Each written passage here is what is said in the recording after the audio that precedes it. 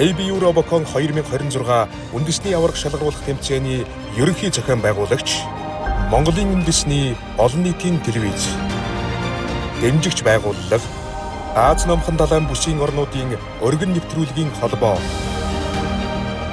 боловсролын яам, эдийн засаг хөгжлийн яам, Эрдэнэт үйлдвэр төрийн өмчит компани, Монгол улсын шинжлэх ухааны академи.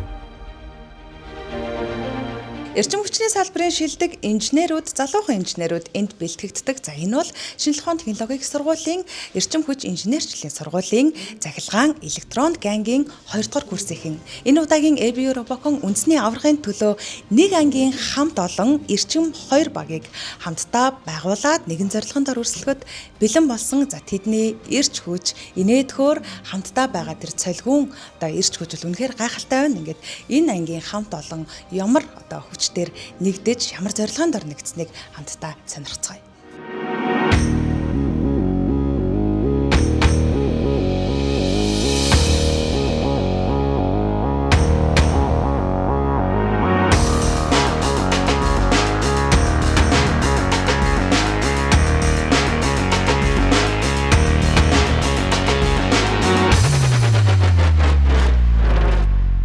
Нөө сая багшаал ярьлаач нэлээх юм.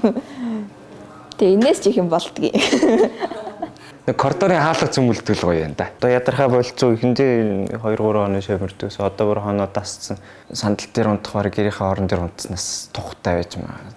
Ер нь зургатаар гараад дүүсэн шүү дээ ингээд сугуулгаж чад. Тэгээд энэ робот мод хийдэг юм да. Би ер нь энэ мэрэгчлийг яг энэ Robocon-той холбоотой гэж бодож орж ирээч. Орж ирээл мэдсэн. Анх Robocon-ыг телевизээр л анх MMB сувг дээрс л анх харж ирсэн. Яг тэдэн онд харж ирсэн гэж бол сайн санахгүй байна.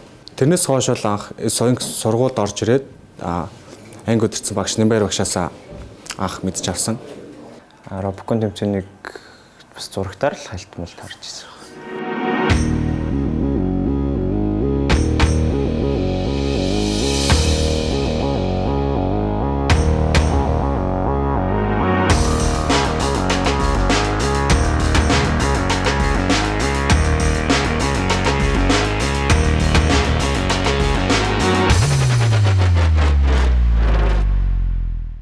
Robocon энэ жилийн санхудаага орж байгаа. Энэ жилийн тэмцээн гэхлээр миний бол анхны тэмцээн. Тэгээ анхны тэмцээн яг хөө тийм их өндөр байр шагналал гортхгүй байгаа гэсэн мэдээж хүн болгоны дотор төрүүлээсэй л гэж бодсон шүү дээ. Тийм тэгэл багийнхаа гишүүдийг л их дэмжиндээ. Би нөө 2 дахь жилдээ орж байгаа. Өнгөрсөн жилээс орсон. 1-р курстэй. Энэ роботик нэг тийм ийм төсөөлж байгааг. Энэ жилээс анх удаа орж байгаа. Анх 2002 онд эрчим хүчний сургуульд элсэж орж байсан. Тэгээ 2006 онд цахилгаан электроник мэргэжлэр төгсөөд тэгээд 2007 оноос бүгд найрамд Солонгосоор дуусна. Өмнөд Солонгосын Чумбук экс-рууд магистр тэгээд 2014 онд доктор хамгаалаад тэгээд Монголдо буцаж ирээд эрчим хүчний сургуульд багшаар ажиллаж орсон байгаа. Ер нь тэрнээс хойш 14 оноос хойш эрчим клубыг байгуулад тэгээд ерөнхийдөө Robocon-д орж ирсэн. Тэр үед болохоор юу гэдгийг уул нь маад өмнө нь бас нэг клуб байсан. Тэр нь бүр үйл ажиллагаанд зогсоод байхгүй болчихсон. Манай Улжинаар багш Батбаяр гэдэг багш бидгэд нийлж байгаад оюутны клуб байгуулад тэрийг идэвхжүүлээд явъя гэд. Тэгээ оюутны клуб байгуулад цагаан зураас тагчийн янз бүрийн уралдаан тэмцээнүүдэд удирдах ороод тэгээд ABU Robocon бас бэлдээ тэгээд анх ер нь тэгж эхэлж байсан. Одоогийн байдлаар бол нийт 45 оюутантай клубийн үйл ажиллагааг бол үргэлжлүүлэн явж байгаа. Манай клубээс зохион байгуулдаг үйл ажиллагаа гэвэл одоо хамгийн нэм тэргуунд бол Lion Flower Robot гэх тэмцээн зохион байгуулдаг. Сая бол өнгөрсөн жил бол үндсэн байсан. Тэгээ энэ жил намар анх удаа зохион байгуулсан тэр тэмцээнийг 2 дугаар үйл ажиллагаа гэх юм бол одоо Robocon-д оролцох.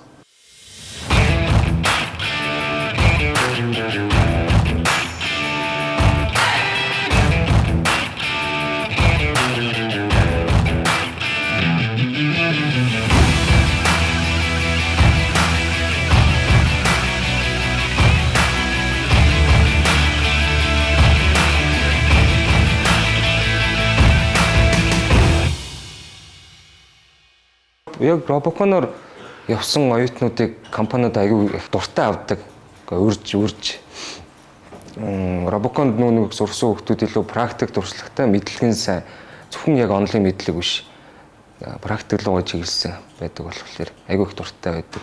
Энэ бүх чиглэл рүү л орж болдог та манай электроник мэргэжил. Өнгөрсөн жил би механик дээр байсан. Механикуудын туслахын хийгээл гар бүлийнх нь үзүр зарагдал, жижиг сажиг ажил даалган тэрийг нь хийчихнэ. Тэгээд өнгөрсөн жил ер нь дээд курсын зөндөө байсан. Одоо энэ дээр яанад энэ гэсэн санаа зовох юм байхгүй ах нар тэгээд хоорондоо ярьж байгаа юу ч гэсэн өөрөө бас ганц хоёр санаа оруулна тэрийг нь болохгүй бүтгүйг нь буцаага шууд няцаачна. Цахилгаан электроник мэргэжил маань 2 жил завсартаад одоо дээшээ ахлах курс их ер нь байхгүй.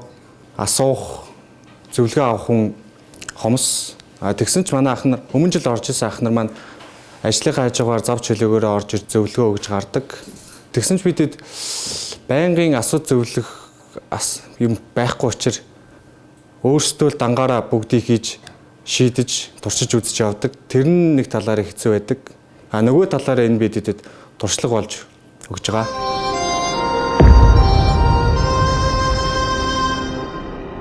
Энэ яадаг робот нэ? Энэ автомат робот нь. Хэр хугацаанд хийсэн? Сая сорилнээс шүү. Энэ одоо материалыг нь хаанаас цуглуулдаг юм бэ таад? Ер нь энэ санаа шийдлийг хамтдаа ярьж гарах уу? Тийм бүгдээрээ ярилцж байгаа л шийдлээ гаргасан. Энэ материал юу ч Монголд олдохгүй урдаас захиалаад авсан. Тийм. Танай ангийнхан ч одоо төгсөд цахилгаан электроник. Тийм, цахилгаан электроник. Төгсөж хараад тэр нь ямар ажлын байран дээр гард юм бэ? Яг цахилгааны инженер гэсэн дипломтой л төгсдөг.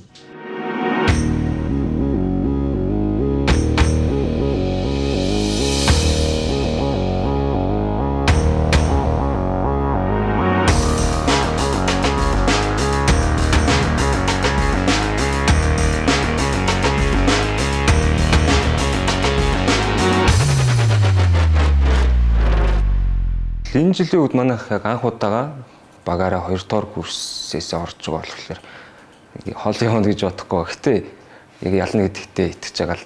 Үндэсний авраг дээр бол нэлээд том тэмд юу л болох бах та. Өрсөлдөөнтэй л болох бах энэ жил. Айгу дөрмийн үед айгу хэцүү. Айгу чанга тэмцээн л болж байна. Миний хувьд энэ жилийн дүрм гэвэл анх удаа орж байгаа болоод ч тэрөө мэдээч хэцүү санагдаж байгаа. Яг тэр дундаас тодтогч хэлвэл автомат робот тийм програм хэцүү гэх юм уу? Дүрс таниул гээд тэр тал дээр програм код бичих тал дээр л хэцүү санагдаж байна. Энэ жилийн дүр өмнөхөр чанга байгаа. Маш олон юм ингээ хоригдлогдсон. Тэгээ ер нь жоохон хийхэд төвхтэй. Орчуулаа зарим нь ойлгоход бас ер нь жоохон төвхтэй. Хингэрэг дэлцснээр 3 минутын өрсөлдөөн албан ёсоор эхэлнэ. Роботуудын эхний үүрэг бол зэвсэг угсрах. Амжилттай угсарсан зэвсэг бүрт 10 оноо авна. Дараа нь робот мийнхой ойгоос кунфугийн содар цуглуулах даалгавартай. Роботныг ойг тойрсон чимээр чөлөөтэй явж байх зур робот 2 ойроо зориултын орцоор нэвтрэх ёстой. Дээр нь яг дэрэгдээ байгаа кунфугийн содрыг л авч болно. Содар болон зэвсэг хоёулаа маш үн цэнтэй. Содар ойн гадна унах мөн угсарсан зэвсэг салах, эсвэл зэвсгийг унгах тохиолдолд дахин ашиглагдахгүй. Роботууд дор хаяж нэг кунфугийн содар эсвэл нэг зэвсэгтэй болсны дараа тавцанд нэвтрэх эрхтэй болно. Тавцан дээр амжилттай хөгөгдсөн кунфугийн содар бүрт 10 оноо өгнө. Роботныг авчирсан кунфугийн судраа тавиурын зөвхөн доод игнэнд байршуулна. Тавиурын нүдэнд амжилттай хийсэн содар бүрт 30 оноо авна. Робот 2 кунфугийн судрыг зөвхөн дунд эсвэл дээд игнэнд тавина. Тавьсан содар бүр 40 оноо авах юм. Кунфугийн судрыг дээд игнэнд байрлуулахын тулд робот 2-ыг өргөж даалгавар биелүүлэхэд туслах ёстой. Дээд игнэнд тавьсан содар бүрт 80 оноо өгнө. Тэмцээнийг улам сонирхолтой өрсөлдөөнтэй болгох үүднээс багууд өрсөлдөгчийн кунфугийн судрыг зэвсэг ашиглан түлхэж унгаагаад оноог нь хасуулж болно. Хамгийн түрүүнд 3 судрыг босоо эсвэл ташуул шугамд байрлуулсан баг кунфугийн мастер цолыг хүртэж өнөмтгөө ялгаж байгуулна.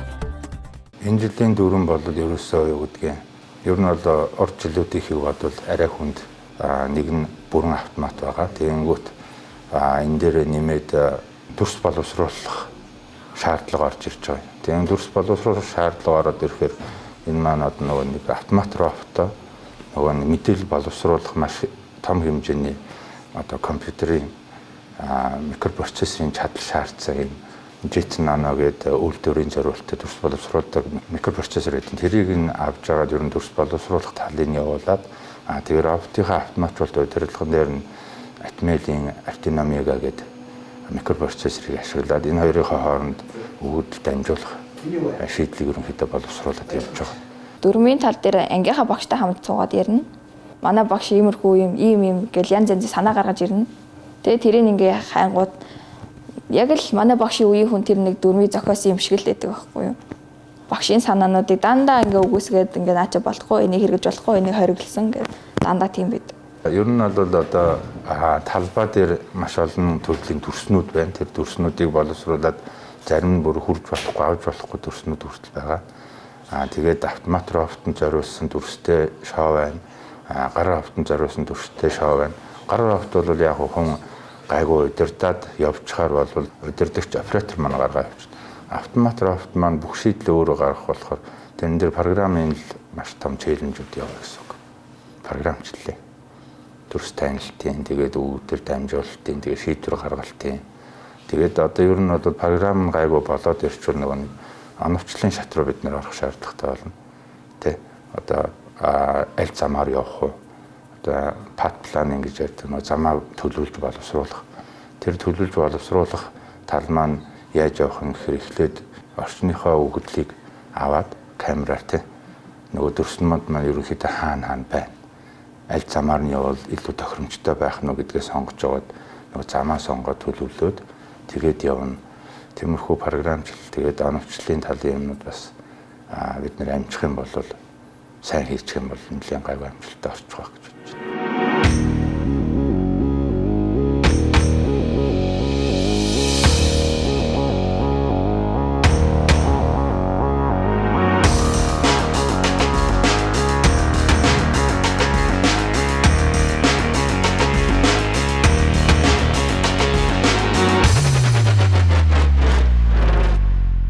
Манай баг ерөнхийдөө шүтээсэн эрчим хүчний инженерчлэлийн сургуулийн цахилгаан электроникийн ангиас дангаараа бүрдсэн баг байгаа. Бид өмнө нь бие бинийгээ хичээлд суугаад ерөнхийдөө мэддэг байсан. Одоо робоконд орж ирээд бие бинийгээ улам сайн мэдж, хончиж, хэрэлдэж модалцсаар бараг л нэг гэр бүл шиг л болсон байна. Манай ангийн хөвгүүд чинь ер нь бол их дундаа их дотно. Өнгөрсөн жил бол тийм байгаагүй. Нэгдүгээр курстай бол бүгдээрээ л яг уучраа мэдгүй яг чиг ботгол байсан баг. Тэгээд энэ намраас бүгдээрээ жоохон нийлж эхлээд тэр манай багийн ахлагч Эрдэнэчэр ер нь бол ингэж чи ирээч, чи хичээл дээрээч, чи ингээд юмаа хийхгүй бол болохгүй байна гэд. Ер нь бол бид нарын хамгийн их нэгтгсэн хүүхэд. Тэгээд Эрдэнэчэр байгаагүй бол бид нар жоохон биенээсээ хөндөй байх байсан баха. Гол тулгуур нь бол тэр хүүхэд. Багийн ахлагч менежмент зохион байгуулалт хийхээс гадна багийнхаа техник тал дээр илүү оролцож байгаа. Тэгээд хоёр офтон дээр хоёулын дээр нь явж байгаа. Голцоо 3D принтер CNC машин дээр ажиллаж багийнхаа электроникийн холболт гагнуур зэрэг дээр ажиллаад явж байгаа. Ер нь бол багийнхаа бүхий л талд явж байгаа. Тэгээд альва асуудал гарвал багаараа ярьжгаад ажиллахыг л тэгж л явж байна. Манай багийнхан чинь юу нэгнээ худлаа ярихгүй. Иш тийш явлаа тэдэд ирсэн бол яг цагтаал өрөөд ирдэг. Даалгас ажиллаа хурдан хийждэг. Тийм болохоор нэг багийнхандаа нэг тийм санаа зовсон юм байхгүй. Манай багийнхаа ер нь бол анхны жилдээ орж байгаа гэхэд нэлээд нөгөө нэг багасаа өсөктөө сурсан юмнууд нь их байгаа болохоор тэр нь л нэлээд давуу тал болж байгаа. Тэгээ ганцаархан эмэгтэй болохоор жоохон хүндрэлтэй байдаг л та бас. Тийм ер нь бол тийм ганцаархнаа гэдэг утгаараа биш. Зүгээр хитрхи эрхлээд байдаг байхгүй юу? Тэгээ ганц эмэгтэй юм чинь одоо чи наатаа хийгээд хэрэггүй одоо ийм хүнд юм байна бити өргөө наасаа ингээ битгий байр одоо энэ ангийг цэвэрлэхэд би бас туслаагүй чи муухай бити цэвэрлцээ гэдэг өчигдөр наваа шууд ингээ гэртээ хайр гэ. Тэгээ тиймэрхүү талаасаа тэр нь ганцаараа тэгтээ ганцаараа гэдэгтээ нэг хахтар готардгүй шүү дээ. Тэгээ би бас ангийнхаа ганц эмэгтэй клубийнхээ бол 3 дахь эмэгтэй. Багийн дотоод дуураас бол ерөнхийдөө бид өсвөр насны хүүхдүүдтэй гаргал. Тийм болохоор ерөнхийдөө хөгжилдөг зүйл их гарнаа, зодтолдож, нацалдаж, сүүлийн үед их барилдаж байгаа. Оройд. Тэгээд тэрнээс гадна коридортой жим хийж байгаа. Тэ. Тэрнгээр их өрсөлдөг. За зодтолдож, нацалдаж байгаад хит хэрэг тарьсан. Ханд цөмлөхөөс ахуулаад үүдний хаалганы цонх хагалахаас эхлээд ер нь их юм болсон. Одоо би нэг оператор манай багийн оператор битээр шүн жоо нойр өрөөд дахаар нойроо сэргийх гээд битээр хөөцөлтөд би энийг өдөөд тэгс чи надаас цугтаагаад тэгээ коридороор гарч гүгээд нэ чин хан руу өшөглөөд ингээд яадаг хөхгүй ийшээ эргэнгээрээ зэрэгээ явдаг хөхгүй ерөөс эхний 3 хан тэгээ явсан. Тэгээ 4-р хан дээр очисон чинь нөгөөт нь гипсан хан байж таараад тэр ихээ цөм өшөглөөд энэ тэгээд хүлэн цогтоод үлдсэн манай оператор хүлэн цогтож үлдээд би цөмөлчгийг хараад буцаж ангиргоо гүйсгүйгээд тэр шүн тэгж орхичод өглөө нь болсон чинь юу жижүүр ирснээр камерын бичлэг үзүүлээд миний бичлэгт камер төртцөө манай нөгөө нэг цөмөлдгийн бичлэг байдгүй гайхаад би нөгөө нэг манай оператор цөмөлчөөд үлдсэн би буцааг үзсэн болохоор камерт буцаад өртцсөн юм байлээ. Тэрийг яхад тэгэл өөртөө хойшоо 100 айл явал гипс авчрал замаска бол өөртөө солиул буудсан та. Ер нь бүх хүүхдүүдээр нь бахархдаг та. Тэндээс яг онцлох юм бол манай багийн программист санаа. Тийм хүүхд байгаа. Англи хэлтэй. Тэгээд ер нь бол ингээд энийг яах юм бол тэрийг яах юм бол ингээд маш хурдан интернетээс хайгаад гаргаад ирнэ. Ер нь л чадахгүй юм байхгүй юу? Техник технологитой ер нь их ойр өссөн тийм хүүхд.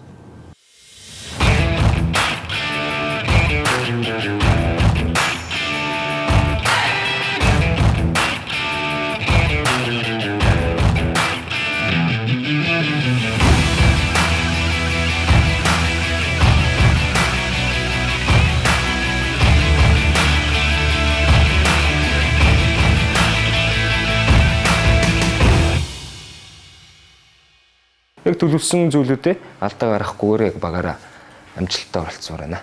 Багийнхаа бүх хүүхдүүдээр нь бахархдаг, их мундаг, өөрөөсөө өгсөн юмыг их хариуцлагатай хийдэг. Тэгээд ингээ хувь хүн талаасаа ч гэсэн тийм маш зөв хүмүүжлэлтэй хүүхдүүд байдаг. Мэдээж эцсийн зорилго төрүүлэх. Тэгээд өөрсдөө төрүүлнэ гэдэгт бол итгэлтэй байгаа. Цаашдаа тэгээд энэ жил Хонконгд болон Хонконг явахыг хүсэж байна.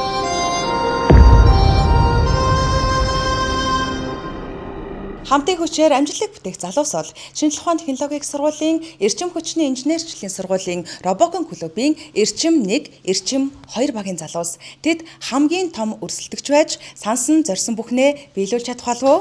ABO Робокон үндэсний аваргын талбай дээр уулзцгаая. Оюутнуудаа амжилт хүсье. Илүү эрчим илүү.